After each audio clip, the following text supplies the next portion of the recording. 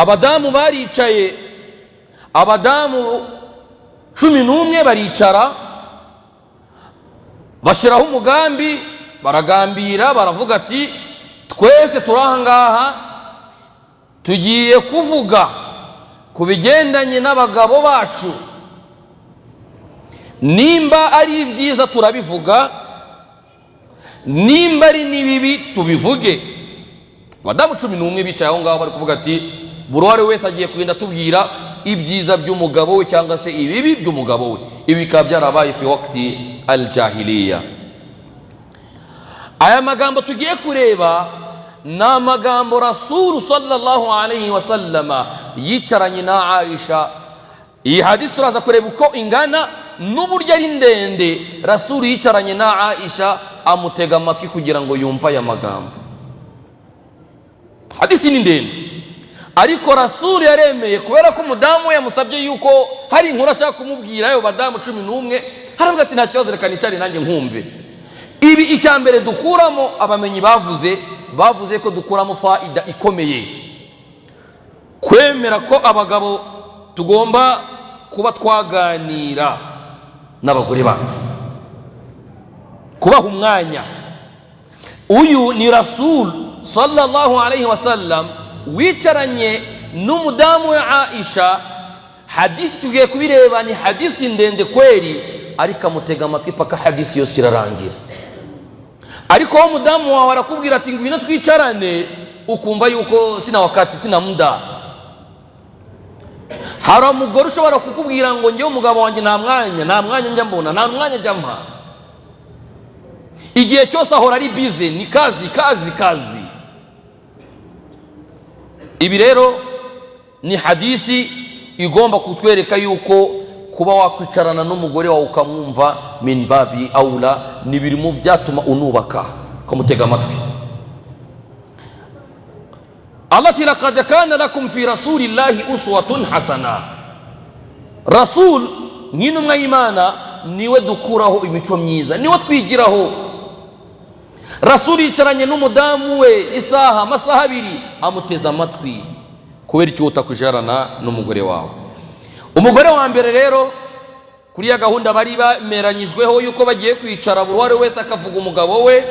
Uwa mbere yaratangiye aravuga ngo zawji lahmu jamalin ghathu ala ra'si jabalin wa'ar la sahalin fayurtaqa wa la saminun fayuntaqal. Uwa mbere yaravuze ngo zawji lahmu jamal, yagereranyije umugabo we amugereranya nk'inyama y'indogobe. Aravuga ngo ni n'inyama y'indogobe, ariko inyama mbi, ntabwo ari inyama nziza. Ala ra'si jabalin, iyo nyama ikaba iri n'ahantu ku musozi hejuru, wa'ar, sozi hejuru cyane, la sahal fayurtaqa, ngo ntabwo byoroshye kuba wagera kuri iyo nyama ngo uyigereho kubera uburyo nimbi, kandi ikindi naho iri ahantu kure, bigoye ko umuntu yagera aho hantu. Arakomeza muri hadisi aratubwira ati wala saminun fayuntaqal, nta nubwo ari ya nyama yoroshye ntoya umuntu ashobora kuba yakwimukana ahantu hari hose yakoze iki agiye. قالوا أبو عبيد وصائر أهل الغريب والشراح المراد بالغث المهزول وقولها على رأس جبل وعر أي صعب الوصول إليه. إكامبري uyu mudamu twihuse yagaragaje yuko umugabo we nta kheri amubonaho, nta cyiza amubonaho. Weho imagine umugabo aramutse mu rugo rwe ari umugabo w'umukene, umugore akaba ari tayari kukubanira neza muri ubwo bukene ufite, ariko akaba nta kheri akubonaho. Nuvuga ngo we akwihanganira kandi atagakwiye kuba yakwihanganira, kuko abadamu benshi, hari abadamu bashobora kuba atakwihanganira mu buzima nk'ubwo ngubwo babugoye. So yamugereranyije n'inyama mbi, iyo nyama kandi akaba nta kheri wakora iki wayibonaho. Abikumvikana? uvuga ngo yamugereranyije na wa mugabo alladhi la khayra fihi, nta cyiza kimuriho. Iyo nyama kumvikanye ko ni inyama imbi, nicyo cya mbere. Pamoja n'uwibwiyo nyama ahantu iri, biragoye ko wavuga ngo iyo nyama mbi nigiye kugenda kuyishakira aho hantu, kandi nta nubwo ari inyama ntoya ngo umuntu yakwimukana cyangwa se yafata ngo nyijyane. Bimana uyu mudamu yashatse kugaragaza yuko umugabo we nta cyiza amubonaho. Ahangaha mu byo dukuramo, mu nyungu dukuramo muri iri jambo rya mbere twihuse, ni uko ugomba kumenya, ukamenya ubuzima bwawe. Niba umugore ufite yaremeye kukubanira neza muri hali urimo, muri hali iciriritse, bimwubahira umubere mwiza. Birikumvikana? Umubere mwiza. Ntusange ufite hali mbi kandi nawe akaba yibayemo yarayemeye, nyuma y'aho ngaho ugasanga ni ibituko, ni ukumutuka, ni ukumukubita, ni ukumubanira nabi, basanga nta kheri n'iyi n'imwe akubonaho. Twihuse, uwundi wa kabiri aravuga ngo qalati athaniya zawji la abuthu khabarahu inni akhafu alla adharahu in adhkurahu adhkura ujrahu wa bujarahu. Wa kabiri, mudamu wa kabiri aravuga ngo umugabo wanjye zawji la abuthu khabarahu, ntabwo nifuza kuba navuga ibye, ntabwo nifuza kuba ibye nabishyira ku karubanda ngo mbivuge. In adhkurahu, kubera ko ndamutse mvuze ibye navuga n'ibyo mwebwe mutazi. Bimana navuga ibyihishe n'ibigaragara, kuko njye ndamuzi, turabana. Kwa hiyo muri make sinifuza kuba ari cyo namuvugaho. Uyu nawe ubwo aho ngaho byagaragaye yuko ntabwo yavugaga neza umugabo we, ahubwo yarari kumunenga. Turi kwihuta kubera ko hadisi nshaka kuyuza guhura n'iminota twateganyije insha Allah. Qarati thalitha, uwa gatatu nawe araza aratubwira ati zawji al-ashannaq in antiqu utallaq wa in askut uallaq. Yaravuze uwa gatatu ngo umugabo wanjye ni ukuntu umuntu ari muremure uri aho ngaho gusa udafite icyo amaze. Bimana agaragaje yuko umugabo we ni ukumubona gusa ahagaze, ni mtu mrefu tu, lakini hana faida lolote, nta cyiza n'iki na kimwe amubonaho. Aravuga ngo in antiqu utallaq, aho umugabo wanjye abera mubi, ndamutse hari icyo nshatse kuganira nawe cyangwa se kumuvuga cyangwa se kuvuga inengeze, nzimubwira nkamubwira ati kosora ibi n'ibi, utallaq, yahitamo itaraka.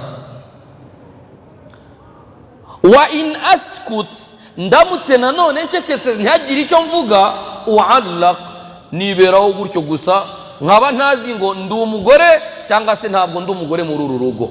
Ibi ngibi turabihuza gute? Ni ukuvuga ngo hari abagabo badakunda kugirwa inama n'umugore we. Umugore wawe akabaho atinya yuko aramutse hari ibyo yakwereka mu bitagenda, akavuga ati uyu nguyu yahita akora iki? Yahitamo itaraka. Nanone kuba abayeho muri ubwo buzima abayeho, akaba abayeho atishimye, atanazi nimba ari umugore, nturi tari kumuha itaraka, nturi natari kumugira umugore wawe. Umukorere ibyo umugore asabwa kuba yakorerwa mu rugo, ahubwo ari aho ngaho gusa kal muallaq.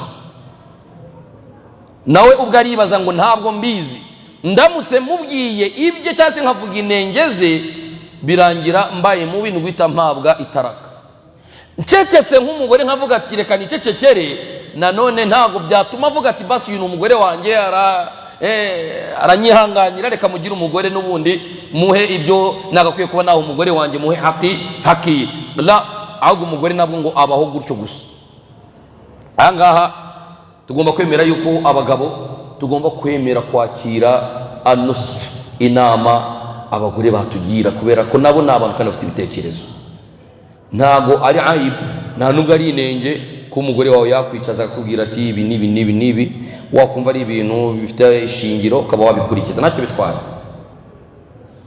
ariko tureke kuba nk'aba bagabo umugore wagera akakubwira ati sinzi nimba ndi umugore, sinzi nimba nubatse cyangwa ntubatse. Mu rugo rwe nawe ntago aziroreye mu rugo, navuga baramuhitaraka, natavuga baramureka gutyo nyine yibereho muri ubwo buzima.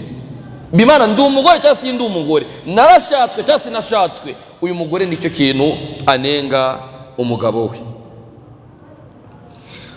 Qalati arrabi'a, wa kane araza aravuga ngo zawji kalayli tihama la harra wala qarra wala makhafa wala saama. Wa kane yaje ari kuvuga neza umugabo we. Noneho aravuga ngo zawji kalayli tihama, yagereranyije umugabo we amugereranya nk'ijoro rituje.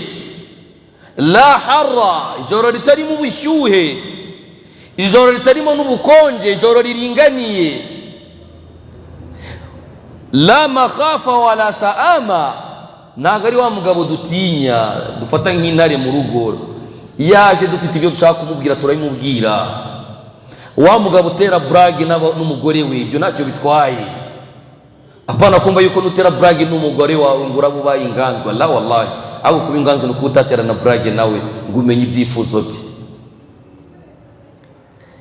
Sheikh rero muri hadisi uyu mugore ataka umugabo we yamugereranyije nk'umuntu utuje cyane, yamugejeje kaljawu almu'tadil, nk'ijoro ikirere kiringaniye kidashyushye kandi kidakonje, kirimo hagati. Bimana abanira abantu be neza, nta atababangamiye, ntago ari abantu uza ngo bamutinye.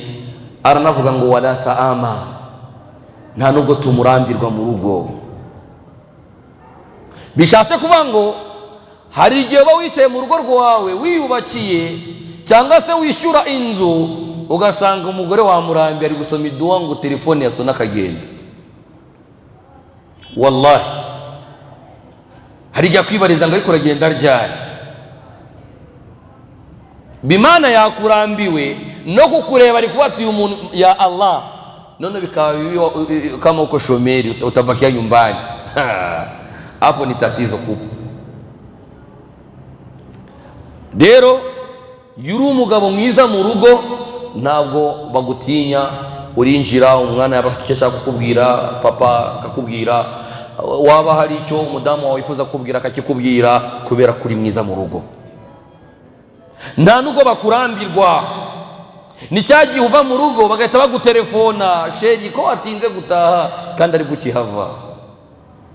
Ariko ubundi nikubwira ati sheri wambara ukaza kuza nka saa 4, baye byiza waza twaryamye. Mu mutima nubwo atagutelefona, ariko mu mutima rwa ati yaba yazaga saa 4 abantu biryamiye, kuko induru ze twarazihazi. Wamekuchoka nawe uzigenzure mu rugo rwawe batari bakuruha. Rimwe wahiriwe nko muri weekend urebe, nusaba ari kukubwira ngo muri weekend wagiye ku kazi, byumenya ni matatizo hapo. Ibaze muri weekend kujya ku kazi kandi bazi ko udakora. Anabijua ku cyumweru ntujye ukora, wirirwa mu rugo, wenda wagiye muri siporo, ariko ugiye kuva muri siporo itakubwira ati ntabwo urajya mu kazi ku cyumweru. Bimana yarakurushye, yarakurambiwe. Gerageza rero umubanire neza ku buryo nawe agutaka nk'uyu mugabo bari gutaka ngaha. Umugore uvuga ati ntago tumutinya mu rugo, nta bwoba kabisa, nta nubwo tumurambirwa. Naam. Qalati al-khamisa, uwa gatanu aratubwira ati, cyangwa se yaravuze ati zawji in dakhila fahid wa in kharaja asad wala yas'alu amma ahid.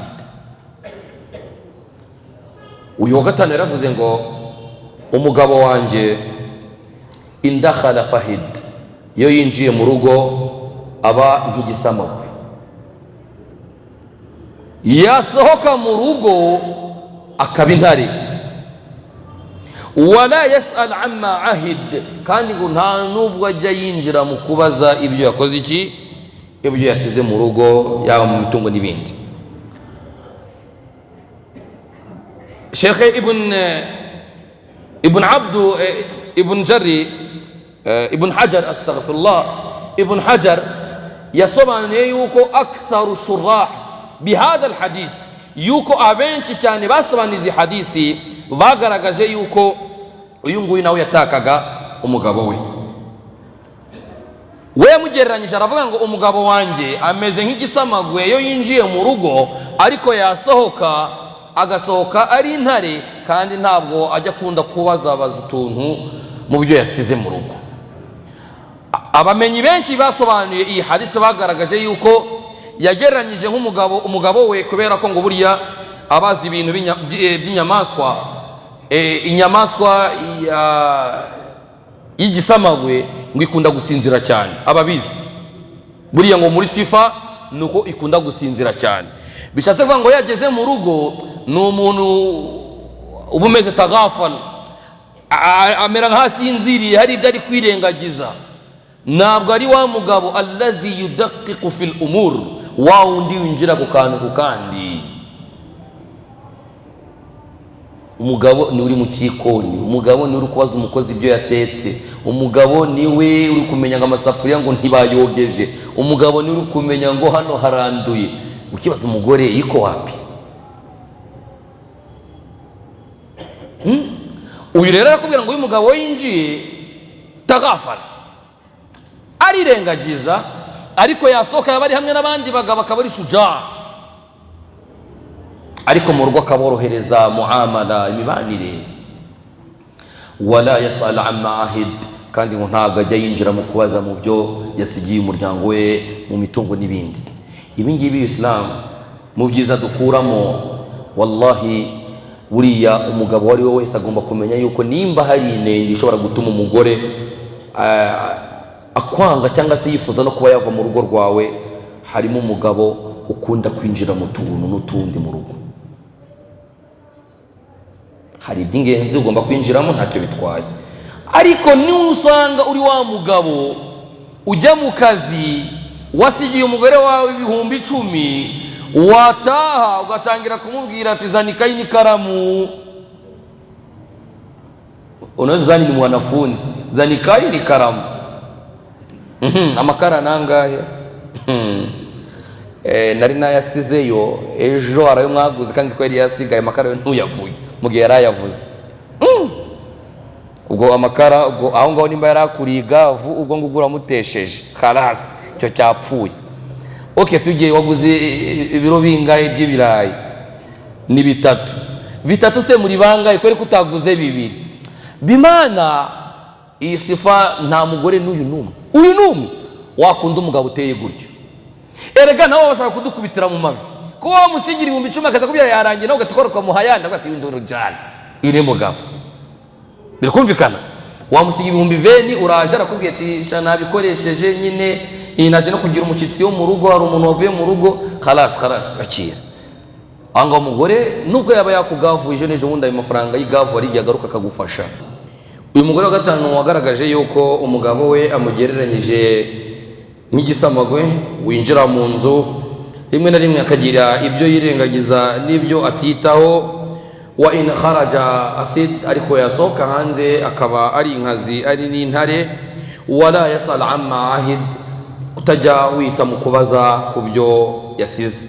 Ibi rero tukibiriho tureba yuko minal uyub, mu nenge zikomeye cyane abadamu, navuga yuko ari majorite y'abadamu badakunda wa mugabo wumva yuko agomba kubaza akantu n'akandi mu rugo. Hari umugabo ugera ahantu mu rugo rwe, Imana wenda yasize ahashye kiro cy'inyama matana cyangwa se 2, umudamu akagera gutya haza abashitsi, umudamu akabazimanira akabaha inyama, mu gihe umugabo wenda muri projet yari yapanze yuko nijoro nimba noherereza 10 gondoreza 5 isosi irahari. Yabaza umugore ati salamu alaikum, mu rugo ntihari isosi? Nayihari. None yagiye he? Gute wakiriye abashitsi utambwiye? Ngo bikaba bigiye kuba beef wallahi, nyama tu. Rero uyu uburyo ateye uyu mugabo we, ngo ibyo ngibyo ntabwo abyinjiramo, arabyirengagiza kugira ngo yubake. Nubwo hari indiriyo abandi bamenyi bagaragaza yuko babisobanuye ukundi, bagaragaje yuko ari inenge abavuze yuko ngo yinjiye mu rugo ni wa mugabo winjira mu rugo ngo akaba igisamagwe, ngo ni wa mugabo ujya mu rugo akisinzirira udafite ibyo yitaho, ibyo bishe, ibyo bangirije, ni wa mugabo udafite icyo amaze mu rugo yirirwa ari aho ngaho yisinziriye. Ababisobanuye gutyo bagaragaje yuko ari dhamu, ari ukumunenga, ariko Ibn Hajar yagaragaje yuko abantu basobanuye hadisi benshi bagaragaje yuko ari iriya mvugo twavuze ya mbere kumutaka. Tugeze kuwa kangahe? Na kwanza hadisi yaryoshye cyangwa na aha, ibi turi kuvuga Rasuli yaragiteze amatwi. Ibi turi kuvuga Rasuli yarakoze iki? Yarateze amatwi nde? Aisha ari kumwumva. Uwa gatandatu aramubwira ati zawuji, umugabo wanjye, in akala laf wa in sharaba shtaf wa in taja'at taf iltaf wala yuliju lkafu liya'lama albathi. Uyu we yavuze umugabo we sifa muri sifa mbi, nawe ngo umugabo wanjye ni igisambo. Yari abagabo b'ibisambo, abapendi. Naguza abagabo bajya kurya muri resitora bagakubita, wanakula vizuri kuko nyumbani muri resitora, bagera mu rugo wanatuma pesa za maharagi, mwende muri maharagi huko. Bagera hariya bamubaza ati urarya? Hapana, mimi niko na saumu ya jioni, uyu munsi ndarya. Kumbi umugore yajya kumva njora kumva umugore ari gutura imibi, umugabo ari gutura imibi nkoko sha, undi we yari abishimye. Uyu rero tubwiye ngo zawuji in akala laf, ngo ni wa mugabo yo turi no gusangira, ubona wallahi ntabwo ari wa mugabo ushobora kuvuga ati ibiryo wenda bingana gutya reka nkuremo gake n'umugore wanjye arye, la we byose ahita byikubira agashaka kwirira abantu. Si mtu mkubwa, biramureba. Aravuga ngo wa in shariba shtaf, niyo byageze mu cyo kunywa, ni wa muntu unywa ku buryo n'akanyuma kakandi bakurura ngo nakagakurura, ntabwo ari tari kuba hari icyo yasigira umugore akamubwira ati dusangire umugore wanjye, la wallahi. Aravuga ngo wa in taja'a, niyo yaryamye, ni wa mugabo yarangije kurya, yahaze, yanyweye, nuguhita ajya mu burira kigonera, asikiye pembeni umugore yababaye ari kurira cyangwa se afite agahinda, ntabwo ibyo bimureba. Ntabwo ari wa mugabo ngo yuliju lkafu liya'lama albath, ntabwo ari wa muntu ushobora kuba yavuga ati reka nkore ku mugore wanjye numve ahari nimba nta kibazo afite, amenye n'amakuru ye. La, we ilmuradi yarangije kurya, ilmuradi yarangije kunywa, khalas. Ntabwo abagabo bitereye gutya, we ilmuradi ndaye yagiyemo ikirya, alhamdulillah.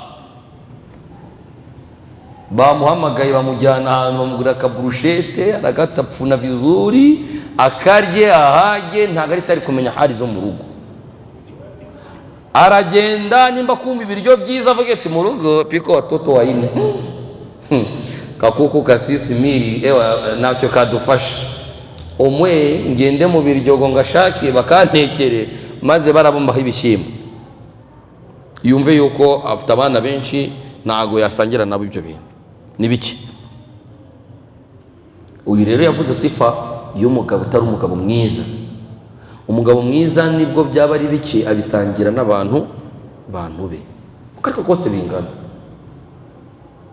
Ariko iyo ubaye umugabo nk'uyu nguyu, nawe nyine urumva ko uyu mugore ntiyigeze amuvuga neza. Twihuse kuwa karindwi yaravuze ngo zawuji ghayaya au ayaya tabaqa kullu da'in shajjaki au fallaki au jama'ak kullallaki, ngo umugabo wanjye ni ayaya. Abamenyi basobanuye yuko ni wa mugabo udashobora kuba yakora ibada y'abashakanye, afite kusura, afite intege nk'ihari ahantu abiwezi. Pamoja n'ibyo ngibyo urumva yuko buri umugabo yafite intege nk'ingiyi, nimba ari umuntu agakwiye kubanira neza umugore we, nimba yemeye kubana nawe muri iyo hali, n'uyu nguyu siko bimeze. niba umugore wawe yakwemereye kubana nawe muri iyo hali, basi byibuze bimwubahire, unamufate neza. Ahangaha ariko uyu mudamu yaravuze ngo tabaka, nta nuko birangirira aho ngaho. Pamoja niyo nenga afite ni tabaka, ni ninjiji, ibi nakora njye mbamura nta n'ubwenge afite. Abagore bari birekuye, kwa ukwera abagore bari birekuye. Aravuga ati nta n'ubwenge, tabaka hakuna akili.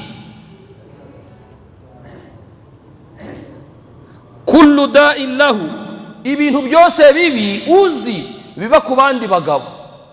Nimba hari umugabo mubi uzi, ujye ufata ibyo bintu bye bibi ubifate, umve ko umugabo wanjye ubwo nawe abifite. Urikumva uburyo amuvuze? Yani ukisikia ya mume mbaya, sifa mbaya, jua kama hiyo yote mume wangu nabyo anavyo.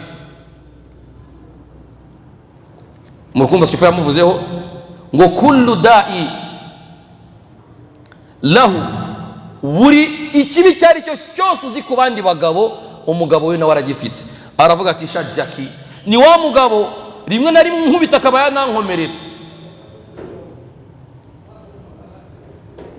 au fallaki au jamaa kullu laki, cyangwa se akamukubita akanamukomeretsa. Nuvuga ngo ni umugabo twarangije kubona inenge ya mbere afite, ni inenge ikomeye, ni n'inenge ituma abagore bakora fashi, bakora basesa amasezerano y'abashakanye, bamwe bagasaba talaka, murabizi. Ariko umugore arakwihanganiye muri iyo hali, birengejeho none wakiri hamuna ibintu ukora, nawe ajya gucisha mishisha akabona hakiri hakuna kabisa. Byarangiza noneho ukanamudiha ko uri wa mugore, uri wa mugabo ukubita umugore we. Ibi rero nabyo nibyo uyu mugore wa karindwi yagaragaje yuko anenga umugabo we. Qalati athamina, wa munani aravuga ngo zawji rihu zarnab wal massu arnab. Yavuze ngo umugabo wanjye rihu zarnab, yagereranyije umugabo we n'amarashi ahumura cyane azwi. Warabuhara amarashi yitwa gutyo al-ma'ruf, amugereranya n'amarashi n'umuntu uhumura. Aravuga ati wal massu arnab, niri kumukoraho umeze nkaho uri gukora ku rukwavu, bwa bwoya bw'urukwavu buryo bumva bimeze neza. Abamenyi basobanura yuko uyu yatakaga umugabo we, agaragaza yuko ari wa mugabo wiyitagaho ku buryo abo mu rugo be bamubonagamo ubwo bwiza, bakamubonamo mu gusa neza, mu kwambara neza no mu guhumura byose. Ariko hari abagabo usanga tukunda kwireba iyo byageze mu ngo uyu mugore ngo reba uburyo mba nagusize mu rugo wambaye ni kubu cyambaye, ngo reba ngo ibiki n'ibiki, ngo ugashaka kujya ukamutongera. Nawe kandi uvuye mu rugo, nakuvuye mu kazi, rimwe na rimwe ibyuya ni byose, ariko tabise ujya mu buriri. Abagabo ntibahari bameze gutyo se. Rero uko wifuza yuko umugore wawe, ibyo wifuza yuko yakukorera kugira ngo umukunde unamwishimire, umva yuko n'umugore nawe ibyo uramutse bimukoreye byaba byiza. Nimba wifuza yuko yasanga usa neza, wasanga asa neza, ari guhumura mu rugo, alhamdulillah, nawe umva yuko nimba ugeze mu rugo ugomba kubahiriza ibyo bintu. Rasul sallallahu alaihi wasallam murabizi ikintu cya mbere ngo yakoraga ageze mu rugo, yakubitaga umuswaki. Yakubitaga, ntabwo mubizi? Rasul akigera mu rugo yabanzaga gukubita umuswaki. Bishatse kuvuga ngo iyi ni sunna, ariko twebwe hari umugabo ushobora kumara desemeni bado kabla hajapiga kamswaki, na huyu ngo anataka kubusu mke wake. Wajya kumusoma ukabona ari guhunza iminwa, ukagira ngo ni nka roketi turi kumurasa, kumbi ibintu biri gusohoka habimufurahishe. Nukukubaha gusa, ntabwo yakubwira ati niko nasikia mambo sio mazuri mu kanwa, arakwihorera. Ariko gerageza wumve yuko nimba atabikubwiye, umva yuko nawe nyine ubwawe wiyumvuge ariko mburoceje kabiri ku munsi byatwara iki. Nimba ari Rasul yarinjiraga mu rugo rw'akabanza kubita umuswaki, buri swala yarabanzaga no kubrosa, urumva yuko kwita ku suku natwe biratureba, ntabwo bireba abagore gusa. Birikumvikana ngaha? twese kwita ku isuku biratureba. Naam.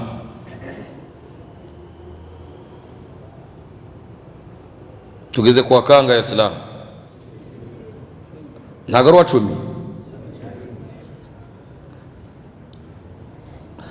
قالت التاسعة وكندا عرفوا زوجي رفيع العماد طويل النجاد عظيم الرماد قريب البيت من النادي. وكندا عرفوا زوجي رفيع العماد umugabo wanjye yubatse inzu, yubaka inzu ifite inkuta ndende, fite inkingi ndende yani kugira ngo abantu bamenye yuko aho hantu hari inzu. Arongera aravuga ngo tawilu nijad, ngo ni umuntu ugaragaza yuko yari shuja, kuko mu Barabu buriya iyo umuntu agendana inkota babifata yuko, murabizi ko biri mu muco wabo, niyo mujye kureba mu gihugu cyabo babirimo. So inkota rero hari uburyo bo bayifatamo kumva yuko umuntu ari shuja, by'umwihariko afite inkota ndende. Ibi byose yagaragazaga yuko umugabo we ari shuja. Aravuga ngo azimu ramade, mu rugo rwacu hahora buriya iyo batetse ni ivu. Mu rugo rwe ngo hahora ivu riba rihari mu rugo rwe kabisa. Aravuga ngo qaribul baiti minan nadi, kandi ngo inzu yacu iri bugufi cyane n'ahantu abantu bakunze guteranira. Bishatse kuvuga ngo ntabwo yagiye ni wa mugabo muri sifa yamutatseho, nuko yamuvuze neza agaragaza yuko umugabo we ni umuntu ukunda abashitsi, ku buryo yagiye no gutura ahantu abantu bateranira kugira ngo bajye baza mu rugo basi byibuze agira icyo abaha. Ni imvugo ivuga ngo azimu ramad, yuko mu rugo rwe ivu rihoraho, nuko haba hatetse nyine, baba batetse iryo vu rikagaragara. Ibishatse kuvuga ngo uyu mugabo yari afite sifa nziza yuko ari umugabo wakundaga abashitsi. Ni nayo ni sifa nziza, ko ngewe hari umuntu nzi wigeze umugore we kabisa abwira umugore we, amwereka yuko ngo n'abantu b'iwanyu mu rugo nta muntu nshaka hano, n'abantu b'iwanyu mu rugo si wataki, wallahi urugo rutagendwa. Usanga mume mkikutana baada sala mnazungumzia nje, mazungumzo yenu yanaishia hapo, kila mtu kwake. Uye anaishi wapi sijui, lakini ni jamaa yangu. Ejo bundi habikiriyo tugatangira kubaririza ngo yaratuye, wasanga nta muntu hazi. So rero ibi muri sifa yagakwiye kuranga umuyisilamu, ntabwo yagakwiye kwanga gutumira abashitsi. Abashitsi twemera yuko ari umugisha. Man kana yuminu billahi wal yawmil akhir falyukrimu dayfahu, uwemera Allah akemera n'umunsi w'imperuka, ngo uwo nguwo bizarangwa cyangwa se bizemezwa nuko arangwa no kuzimanira abashitsi. Ariko reba nimba utangiye iwawe kumva yuko nta mushyitsi ugomba kuhagera, umve yuko urugo rwawe nta khayr nta baraka rushobora kugira mu gihe uhunga abangaba twita yuko ari abashitsi, kandi twemera yuko baba batuzaniye baraka.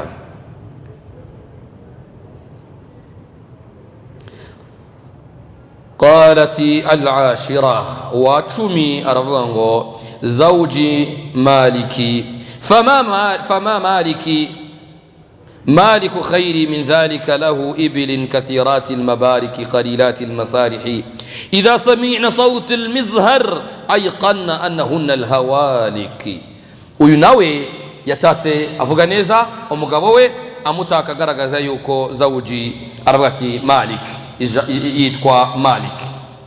Fama Malik, ese niki cyakumenyesha uyu Maliki? Arakubwira ati Maliki khairu min dhalika, ibyo ngewe ngiye kuvuga none ahangaha ntabwo ndibuze kuvuga, usibye yuko ibyinshi nibyo ntaraza kubona uburyo mbivuga mu byiza bye. Nuvuga ngo umugabo wanjye nubwo hari ibyo ngiye kuvuga, ariko ibyo ntaba ntavuze nibyo araba ari byinshi, bimana umugabo afite ibyiza byinshi ariko mutaka. Twihuse, aravuga ngo agaragaza yuko iwe mu rugo ya umushitsi bamwumvishije gato gusa tayari bahita bamenya yuko hari itungo runaka rigiye gukora iki, rigiye kubagwa. Bango bishatse kuvuga ngo uwe azimanira abashitsi be, buri kuje mu rugo ntago ugenda. Si iki gihe umuntu musiye musura akakuganiriza televiziyo ukayireba ukumva utangiye gusinzira. Na maji hawayalete, chakula ndo hataleta, watachunga wende tu. Sasa ukiwa na akili unaona saa 2 saa zirageze, ewa reka ngende. Kandi ugiye byari bihiye bimeungua zamani mapema, byari byahiye. Ariko uzanye story kwa ngo ndagiye nguzi ko ngugiye byari bihiye ngo wakwihanganye. Rero harugiye nawe ubahimuka bwa ati ndafanya subira tu niba byari bihiye. Iyo subira nami tayivuta inshallah. Bagakubita indisa kavuga ati ibi nago ndi bubirye, ibi birimo agahimano. So rero tujye dukunda abashitsi, naza mu rugo mbeka ari sifa nziza kuba wazimanira umushitsi wawe. Ibi ngibi ntacyo bitwaye kuzimanira umushitsi, biri no muri sunna, biri no muri mu bimenyetso biranga uwemera Allah kemera n'umunsi miruka. Ibi rero iyo wazimani umushitsi wawe nujye wumva yuko ibyo wamuzimani bimeze nkaho bitaye, jya umenya yuko iyo ngiyo ni sadaka, kandi ni na hadisi bushize mu bikorwa binagaragaza yuko wemera Allah kanemera n'umunsi w'imperuka. قالت 11 وعشمي نومه ari nawe wa nyuma aravuga ati abadamu bose bari barangije kuvuga nyina bose bavuze 10, asigaye wa nyuma. Aravuga ati unasa min huli udhuni. Uyu wa nyuma ari nawe hadisi yitiriwe ko hadisi yitwa hadisi Zar'i, hadisi yitiriwe uyu nguyu wa nyuma. Uyu wa nyuma yaravuze ati unasa min huliyin udhunayi, umugabo wanjye yaramfashe arantaka anyambika ibintu bihenze, anshiraho amaherena ahenze, alhamdulillah, arantaka alhamdulillah. Mugihe yaransanze mu maisha atari meza, ariko yaramfashe arantaka angira mwiza. Wa mala min shahmin adadi, arangaburira ibyo kurya kabisa. Mugabo wanjye ama ibyo kurya, naje nduruzingo ngana nk'igiti, ariko yaragiye arangaburira alhamdulillah. Ubu murabona ko nsigaye ndi umugore utoshye umeze neza mu rugo rwe. Uyu ari gusifa umugabo we. Wabajjahani fabajjahtu ila nafsi, yarampaye icyubahiro nanjye ubwanjye nsigara mbona yuko ndi uw'icyubahiro.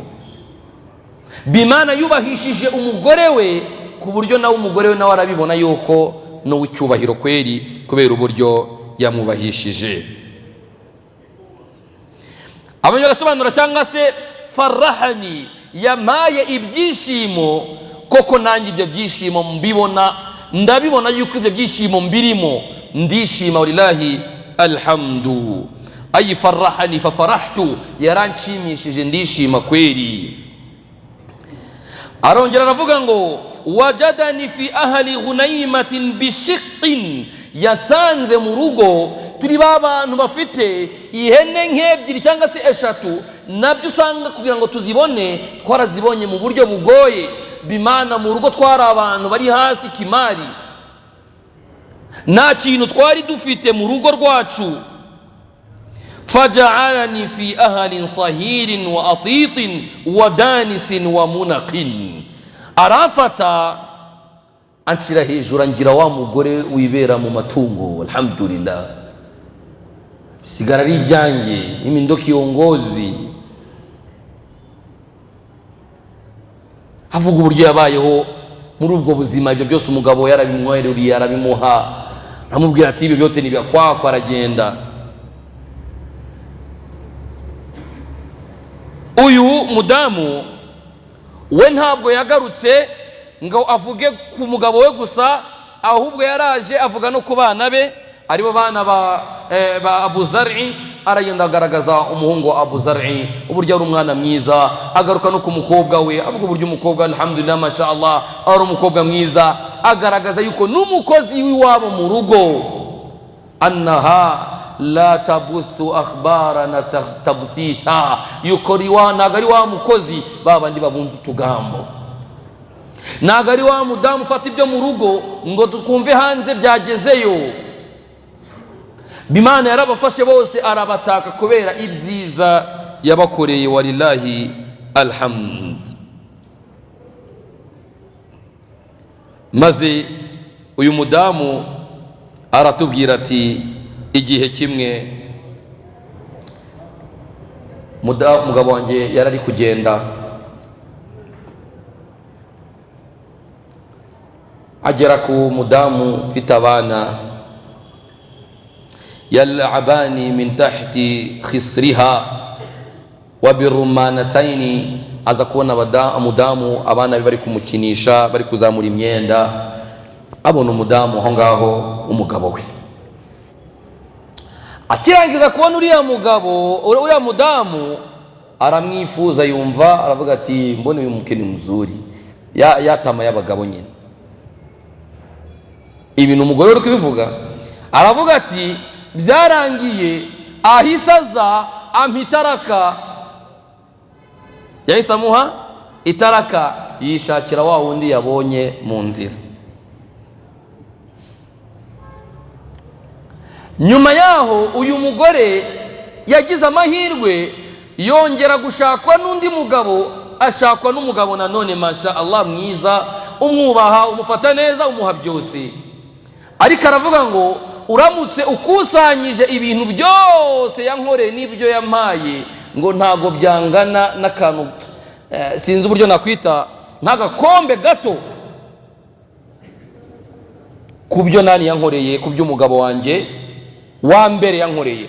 Bimana ibyiza byose yakorewe n'uyu nguyu wa kabiri, arakubwira ni ibintu bito cyane cyane atanagereranya n'ibyo umugabo wa mbere yakoze iki yamukoreye. Angaha bamenye baratubwira ati twagakwiye kumva yuko nutandukana n'umuntu asiwe adui yako, nutandukana n'umuntu ntazaca ntuzahacisha umuriro. Wala tansaw alfadla bainakum, ngo ntimuzibagirwe bya bihe byiza mwaragiranye byo kwitana abasheri n'abashushu, ntimuzibagirwe ibyo bihe. Uyu nguyu urumva yuko nyuma y'aho yahawe itaraka, ariko na n'ubu ngubu aracyari gutaka umugabo we, ari kumuvugaho ibyiza, anuva yuko uyu mugabo wa kabiri ibyo yose yakora atageza aho ubyuriya mugabo wa kangahe wa mbere yamukoreye. Maze intumwa y'Imana Muhammadin sallallahu alayhi wa sallama, murumva yuko yari yicaye cyane n'umwanya munini yumvishije aya makuru, aramubwira ati nje kuri wowe, niko Rasul yamubajije cyangwa amubwira, aramubwira ati nje kuri wowe meze nka Abu Zar'i kuri Umuzar'i, meze nk'uriya mugabo wa 11 uko yafashe umugore we, usibye ikintu kimwe cyo kuba yaratanze itaraka, kandi ngiye ntabwo njya ntanga itaraka. Birikumvikana? Nuvuga ngo Rasul aramubwiye ati nge nisanishije n'uriya mugabo wa 11 uburyo ki yabaniye neza umugore we mu buryo bwose, yagiye amutaka, ndumva ariko nanjye nkubaniye kuri Umuzar'i, ariko hari sifa imwe afite, ngiyo sifa ntayo mfite yo gutanga itaraka. Angaha hadisi iba irarangiye. Wa min huna ayuha alahibba, ni hadisi turamutse twumvishije ibirego by'aba badamu bimwe na bimwe dushobora kubikuramo isomo. Uvuga ngo nimba hari ibyo banengaga abagabo babo, tugomba kumva yuko tugomba gufata iya mbere, tukamenya yuko byinshi mu byo twavuze abagore muri rusange babihuriyeho. Niyo mpamvu tugomba kumenya yuko ibi tuba turi kubyigisha kugira ngo ubyibuze ubikuremo isomo, wumve yuko nimba hari icyo banenze umugabo, natwe muri iki gihe bihuze n'iki gihe nusanga bihari, umenye ko kubigendera kure ari byo byagufasha gutuma ubanira neza uri umugore wawe, by'umwihariko n'urugo rwawe rukaba ari urugo rubayeho rwishimye rurimo amahoro. Sinzi nimba hari ikibazo kimwe cyangwa bibiri, dore yuko uyu munsi nkekera ko nta bibazo byinshi bihari, twakima isala ubwo tugasara. Hari ikibazo gihari? Fajazakumullahu khaira, Allah bishimire kandi Allah dushire muri babandi bumva bagashyira mu bikorwa. Allahumma amin. wassalamu alaikum wa rahmatullahi wa barakatuh.